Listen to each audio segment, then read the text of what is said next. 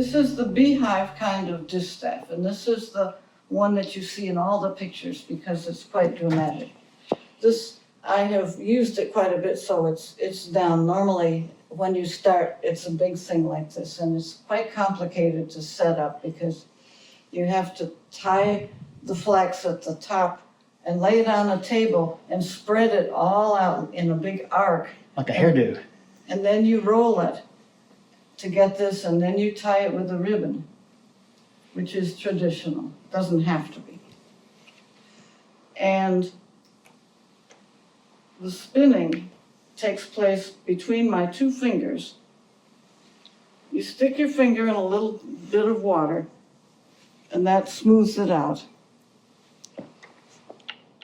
You pull and twist, pull and twist, pull and twist.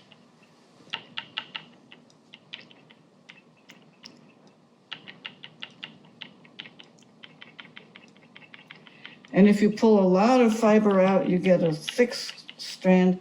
If you pull just a little out, you get a thin strand.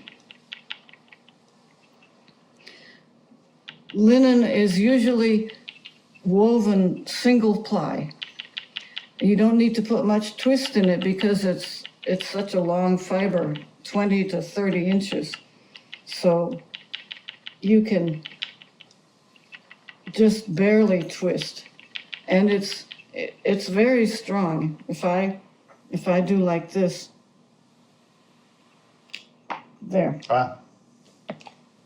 And if it breaks, you just twist it back together. If it breaks, you just twist it back together and keep right on going.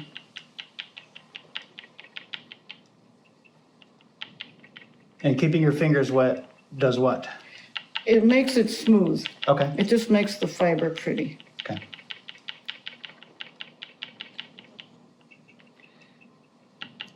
And sometimes you spin it with your fingers up, sometimes down. You just kind of do whatever's convenient or what works. And different people spin in different ways. Now there's a bit of boon, you see, and you just knock that out as you go.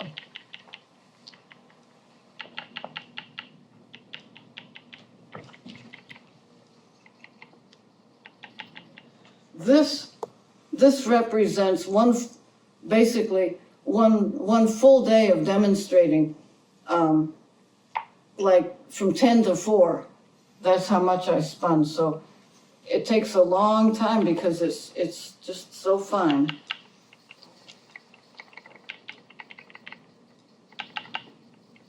To me, this is not as comfortable because you have your arms out.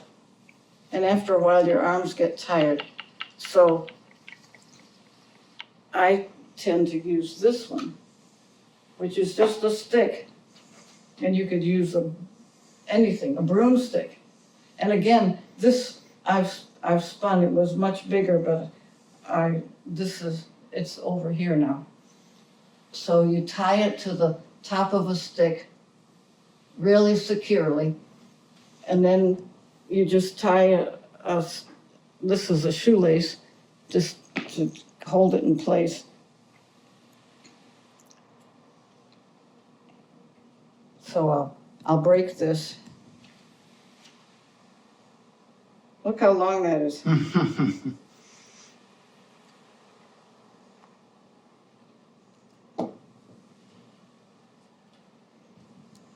And this one, you can just lean it against your shoulder. So you're just working much closer in.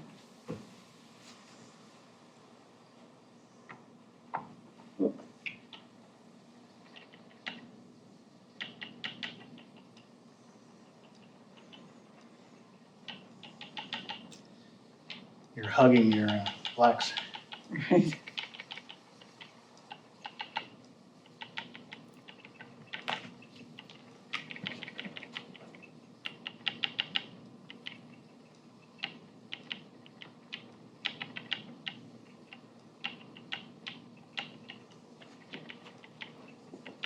It's all pulling forward. There's no pulling back. If you pull it back, you tend to wad it up, and that's not so good. It doesn't spin smoothly.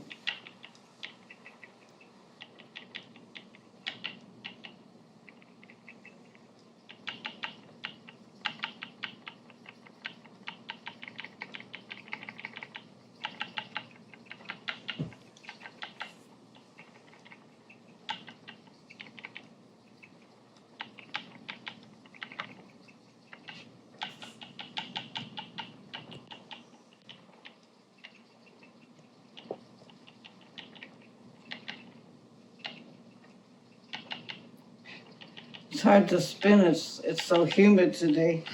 Actually, it spins better when it is humid. In fact, people used to spin in cellars where it was damp because it spun better. But today is what, 100% humidity. It's humid out today.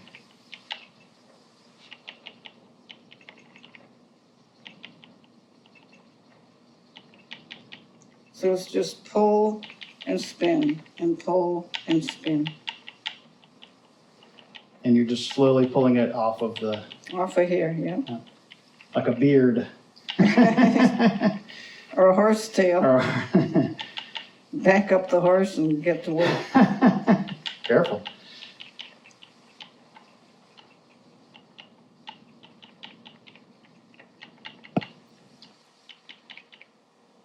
There. Look how fine that is.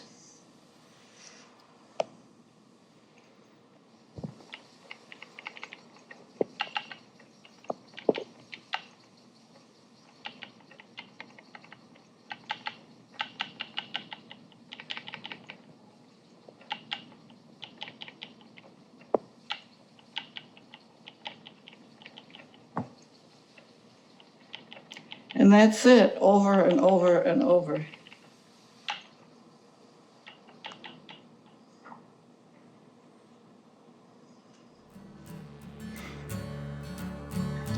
Still a lot more.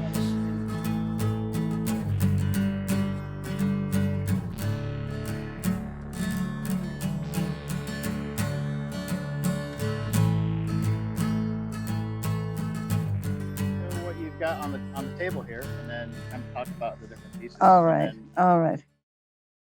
Well, I got interested in flax when I lived in Cooperstown as a child, and the Farmers Museum was there.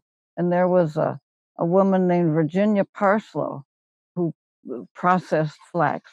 And every now and then I would go out to the museum and I would see her processing flax. She was in an upstairs loft and she would break and do all this stuff. And I was just amazed that she could take a bunch of plants like this and turn them into this.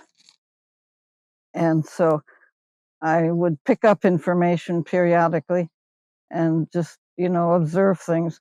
And then I guess when I was in high school, my mother was given one of the family sheets, which was made by my great great great grandmother, who was named Nancy Minerva Woodard. And she made 12 of these sheets before she was married in 1818. And I don't know what else she made, but she made a lot of stuff. This is homegrown linen, home woven, and it's made in two sections. So each section is this wide, and then it's stitched up very fine. You can barely see the stitching. Yeah. And this has not been used much. Her initials are someplace. Okay. Oh, they're there. There's an N here and a W here, and I think this must have been part of an M, but maybe not. Maybe it's just 1X, which means like sheet number 1 or something. But it's 50 threads to the inch, and 50 threads, warp and weft, 50 by 50, which is pretty incredible. So this was made somewhere near 1818. Right. So before 1818. Right. So this is well over 200 years old. Right. One of 12, and she must have made sheet, not only sheets, but pillowcases, towels. Wow. And this is another one. This one, my sister made quilts for her kids, and she backed them with old linen sheets. And so this is part of a sheet. You can tell it's had a lot of use, but it's really amazing because you don't often see rags. It's extremely soft.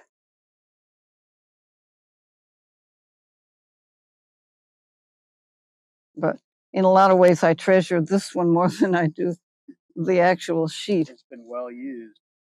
And this one, we have two of these. I don't know who made these, except they're commercially made as far as I know. Mike bought them at Goodwill for $3 a piece. But what's interesting, it's got somebody's initials, and then here's the number 20, and then it's been patched. And you don't often see patched things. Right. We've used these a few times, but they're quite heavy. Huh. And these kind of things, a lot of people seem to have them in their closets that belong to some neighbors or relatives, but I don't know who this were. EWJ, it says. So, but it's just an interesting thing. Wow. Amazing how old they are. So anyway, I got interested. I started spinning wool in 1975 and started spinning flax a little bit, certainly by 1980, which I didn't realize. When we lived at Moose Hill, I grew flax. And when we left there and moved to Maine, I had a whole a box like this of flax, which I left behind thinking, oh, I'll go back someday and get it. Well, of course, nobody knew what it was and they threw it away. So I've been collecting it ever since. It takes easy to grow, but tough to process. Right. Now, let's see, what shall I do next? You want to start with the materials over here? All right. Work around. I have collected linen for years because you would see it in Goodwill. Nobody wanted it. I mean, it was okay.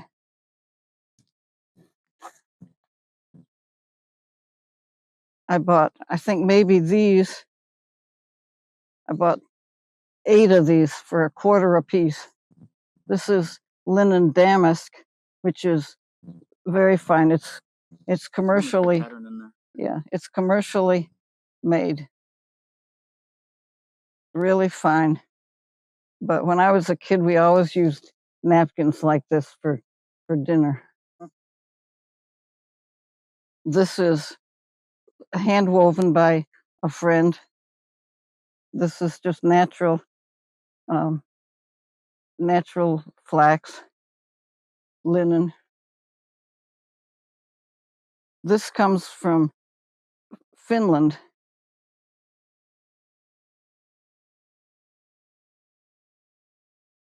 Pigs. Pigs. I guess they're napkins.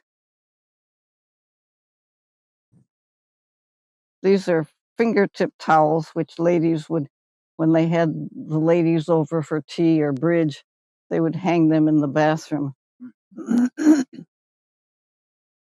But that's linen. Interesting, the color differences. Yeah, I think this probably was dyed. I don't know what this is. I don't think that's even linen. Again, this is more from Finland. This is probably a table runner. It says something, but I can't read it. Something name on it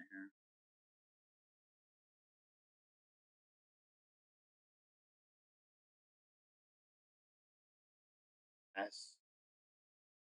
Hello? 43? I don't know. But again, my friend Ann Johnson, who died in 2000, get it right, and her son didn't know what to do with all this stuff, and so years later he basically came to me and said, "Would you just take it all?" So it was looms and all kinds of things.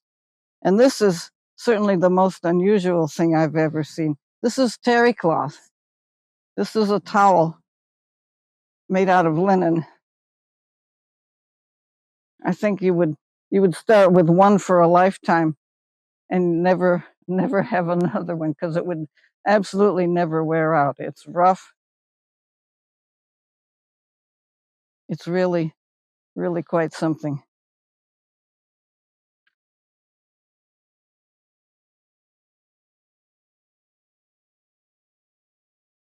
And now, as far as what I have made, which really, it takes so long to make anything that I have never finished too much. But this is a hank of linen yarn that I entered in the Union Fair, and it won a first prize.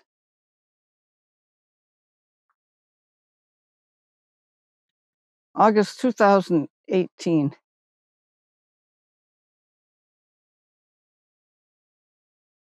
But this is homegrown and home processed, so it's got little bits of straw in it. This one was not homegrown. This was some 1970. Well, the flax was put into a box in 1972 and shipped to someplace, and I have a whole bunch of it.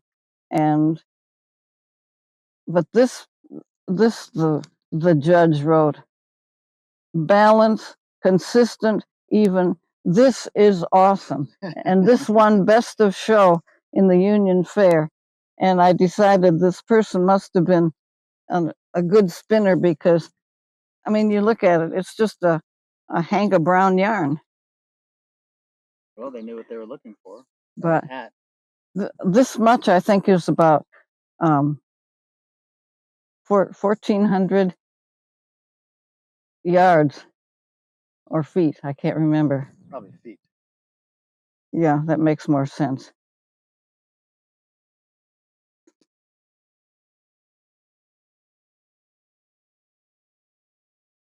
These others, this was spun in 2016. Uh-huh.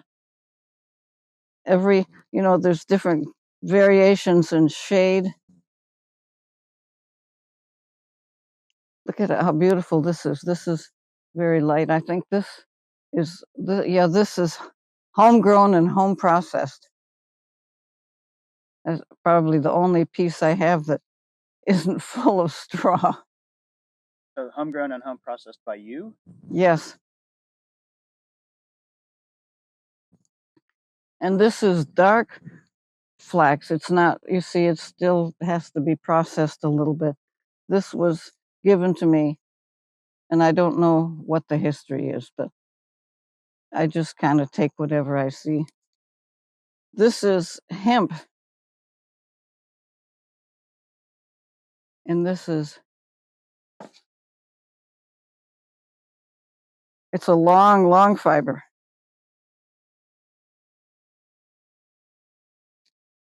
What, 6 feet? Easily, yeah. Yeah. But somebody gave this to me. He grew it and processed it. And I don't know how to process it further. It's in ribbons and it's got to be broken down into finer pieces. So I'll probably just use it as a demo. Different colors, different shades. These are all, this says first homegrown, hand processed and homespun flax. So this is, but look how stiff it is. You probably can't see. Yeah. I mean, it doesn't look as flexible.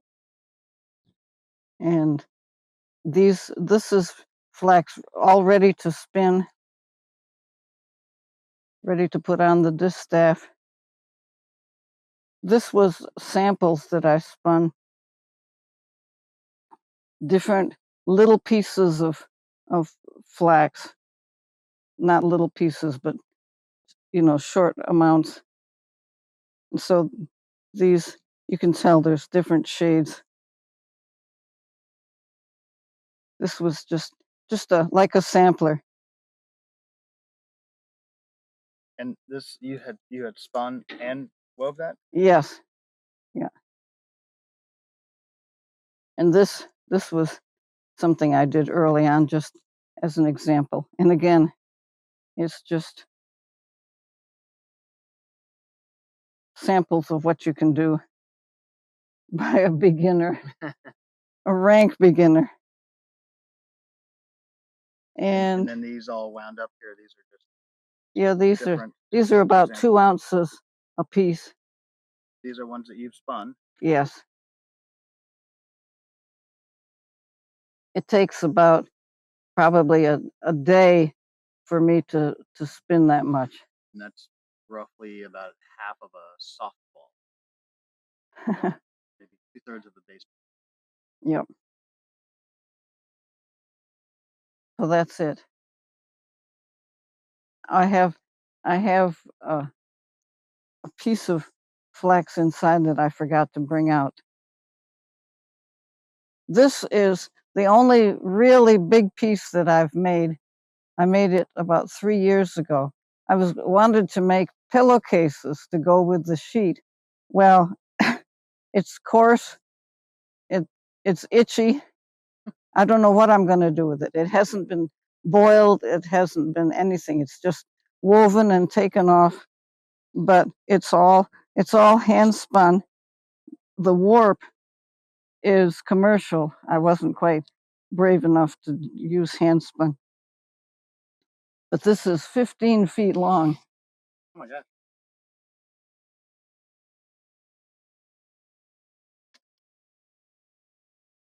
How long did that take you to spin all that? And then how long did it take you to weave all that? To spin, it probably took me 3 years. To weave took me all summer.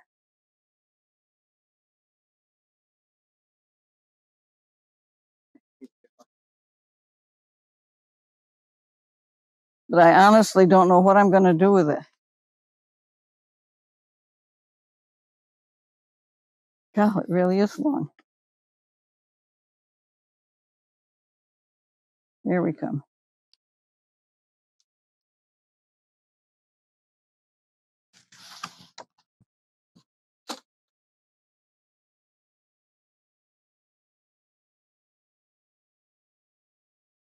What would you say that the count is on that? This is 38, which I thought was a lot until I counted the sheet. I should have done it 50. It would have been more together. But I think when I wash it, it will come together a little more. But there it is. I did it. You should put that in the fair. Well, I thought of it, but 15 feet long. Wow. Have one end of it. Sure.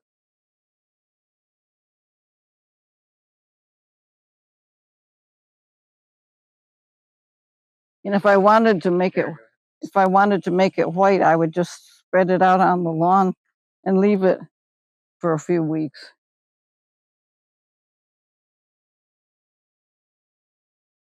There. A lot of work. It's a lot of work. It's not perfect, but hey, it's hand spun. And I'm a beginner. I'm a perennial beginner. Never too late to start. That's right, never too late. Okay.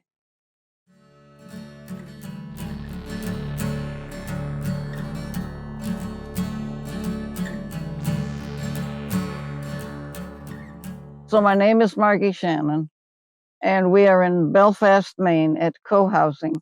This is August 2024.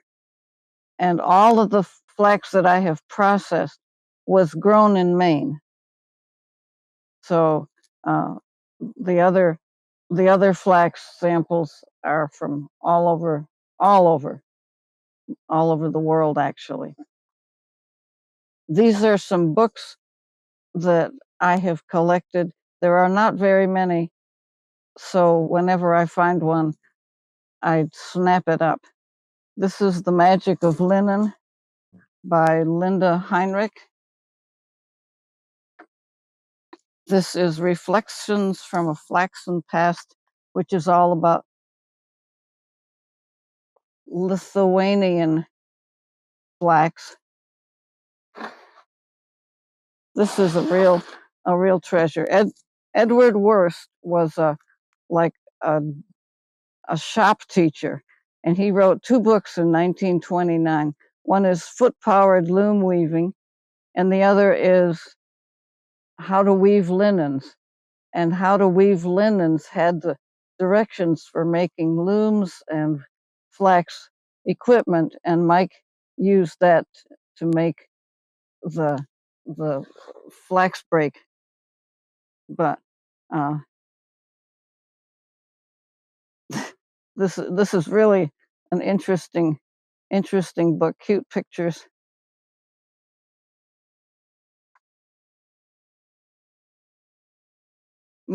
Mostly just weaving stuff, but in the beginning, it shows how to.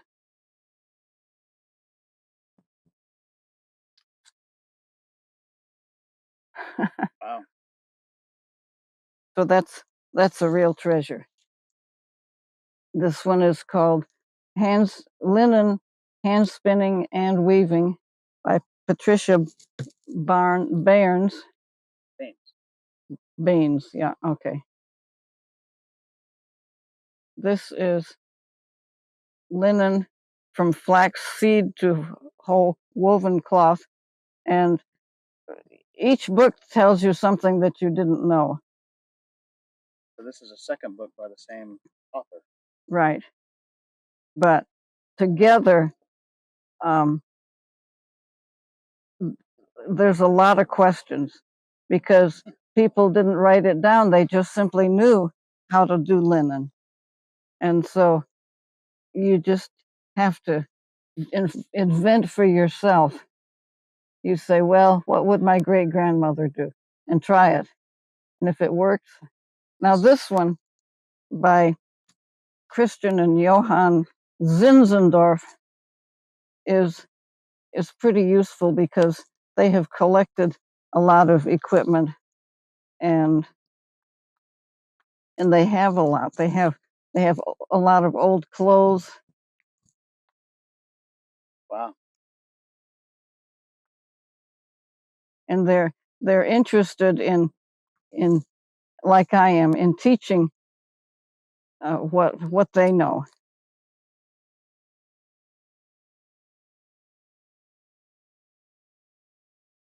Great pictures. Yeah, they are. Now, this book